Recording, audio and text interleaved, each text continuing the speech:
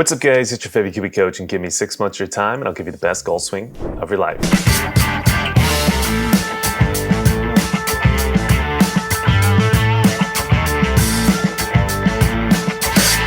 So welcome back to the channel. In this particular video, we're going to be reacting to another video. However, this video is going to be quite special because we're reacting to a Bryson DeChambeau video.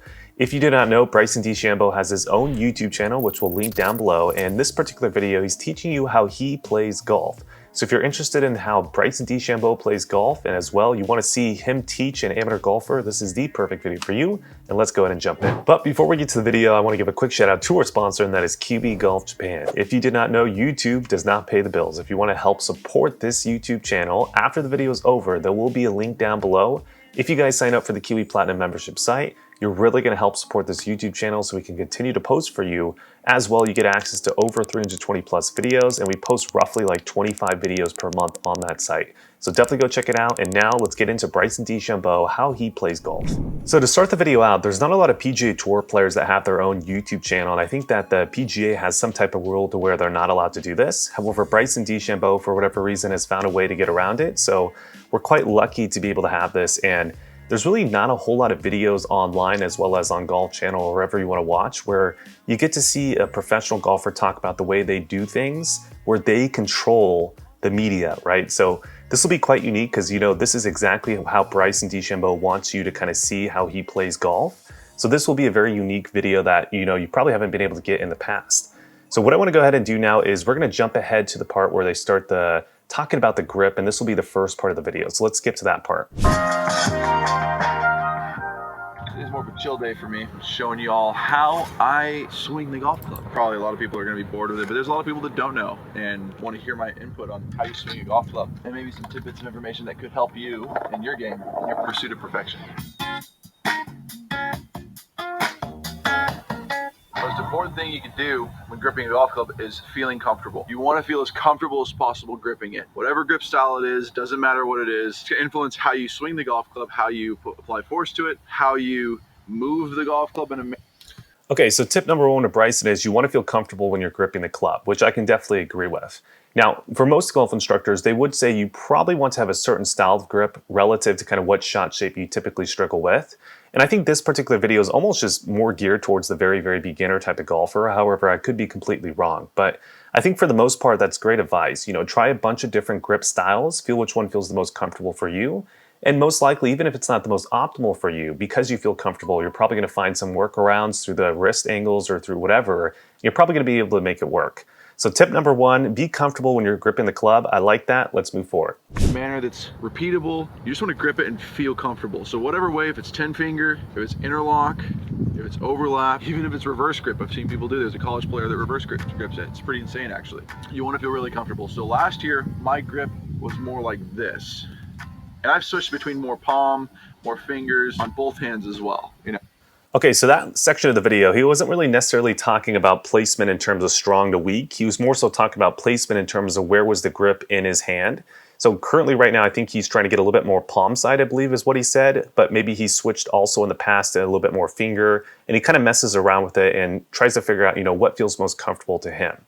Now, typically as golf instructors, we recommend to never really put the grip in the palm itself, because that's typically going to lead to really an inefficient use of the force and torques on the grip.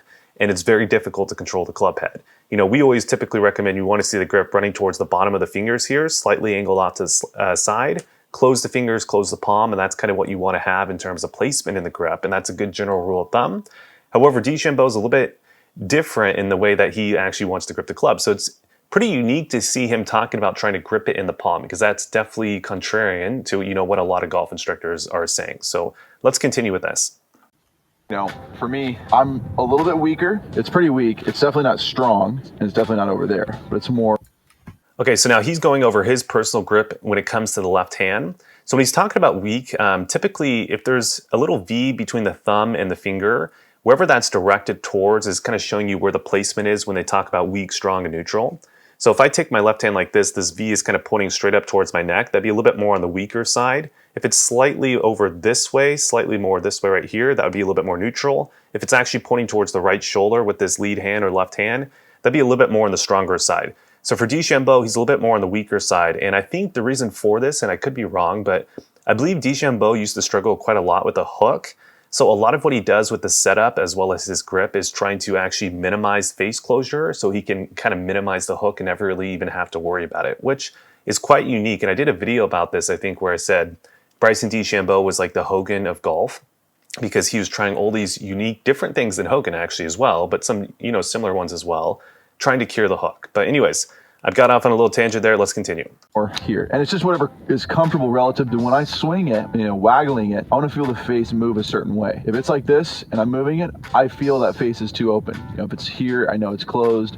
If somebody was just to hand it to me, I would close my eyes, I just gripped it like that, I would know that that's upside down. And it's not by me looking at all. It's by me feeling the weight of the head. When you're initially just gripping it, you just want to grip it where the thumbs are pretty much pointed. Let's stop it here before he gets too far. So the other point that he's trying to talk about there is when you actually grip the club, him personally, when he's waggling the club, he likes to have the face feel a certain way with the natural way that he waggles the club, right? The natural way that he forces and torques the club in that little waggling section. So for him, having the grip a little bit more on the weaker side, as well as some other body parts are kind of changed a little bit differently, which we'll talk about here in a second. When he's able to do that, he feels like the face is not really going to be closing, or the toe, he doesn't feel like it's going to close like that as he's doing his waggle. And to him, that's giving him the confidence that the ball's not going to go left, is my personal opinion. But let's continue with this. Down the middle of the grip, maybe off to the side a little bit with the right hand, if you're right-handed, and this left hand, just get it to where it's, you see a couple knuckles, 3 knuckles even, that's really strong, but I see 1 knuckle, whatever is comfortable for you. So if you picked it up there, for him, he's just seeing 1 knuckle, which means the placement of this little V right here is definitely more so in the weak fashion. If you could see 2 knuckles, that's gonna be a little bit more neutral, so the V would be pointed a little bit off to the side of the neck. If you could see like 3 knuckles, that'd be more so on the strong side where the V is pointing a little bit more towards the trail shoulder. All right, so what he's just saying is, this is my personal grip. You could also be in these places, try them out, see what you like, and then go from there, right? Which I think is great advice. I use Jumbo Max grips because they're super comfortable. They allow me to grip it in the palm of my hand a lot better. I can apply more force. I feel like. Now this is a very important part as well to him. So he wants to have the grip running a little bit more so in the palms. So with the larger grip, he feels like it's easier for that to occur, which I've definitely found as well. The larger the grip, it's a little bit more difficult to grip in the fingers, right? Because the grip is so large. So it almost forces you to place a little bit more in the palms, which for DeChambeau, he says he feels like he gets a little bit more force and torque, which I wouldn't necessarily agree with. However, I'd definitely be interested to hear more videos of him, talking about that in more detail, which I think he might have on his channel. So maybe we'll react to those after this. But for the most part, I wouldn't necessarily agree with that statement, and I found that to be almost the opposite with my experience with clients as well as myself. But let's continue. I can control the golf club a lot better, the face a lot better. For me, it works really, really well.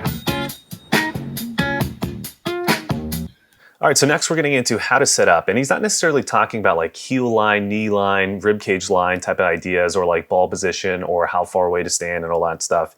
He's more so talking about when it comes to actually kind of gripping the club, kind of the triangle that the arms make with the club shaft itself. He's talking about where he's positioning the upper arm, the forearm. He's talking about all of this, which is very unique to him. So this will be a very interesting part of the video. So let's go for it. When you're setting up to the golf ball, you want to make sure you're in a place where you're comfortable, obviously, first off. And second off, repeatable. For me, how I repeat motion, this is how I do it. This is not telling you this is how you got to do it, but you should try it, see if it works for you. What I do with the arms is I go fully internal with this upper segment of the left arm. So this left shoulder, fully internal. Okay, when he's talking about fully internal, first off, he's talking about the upper part of the arm right here. So cut off from the elbow right here, this upper part, that's where he's trying to have internal. Or you could just see the elbow joint right here is going to be pointing a little bit more this way, almost kind of parallel to the target, as opposed to more so down towards the ground or at his body, which would be a little bit more traditional. Then from there, what he's going to talk about, which I'll let him say in a second here, but basically the forearm right here, he's trying to actually have it rotated in a different way than the actual upper part of the arm, which again is a very unique way. However, I think is very interesting as well. But let's have him say it first and I'll break it down. This lower segment that stays stable goes external. Boom, and then I grip the glove. That's how I grip it. Okay, and then also when he says external in terms of like rotation, that's going to be a little bit more supination in the wrist, or that's going to be a little bit more of that counterclockwise rotation in the forearm. That's what he means by external rotation. So this one right here, this upper arm, is going to be rotated opposite of the lower arm right here. And basically what that's going to do is the upper arm is going to be at its end of range of motion, which means it can't rotate any more than the way that he's trying to rotate currently.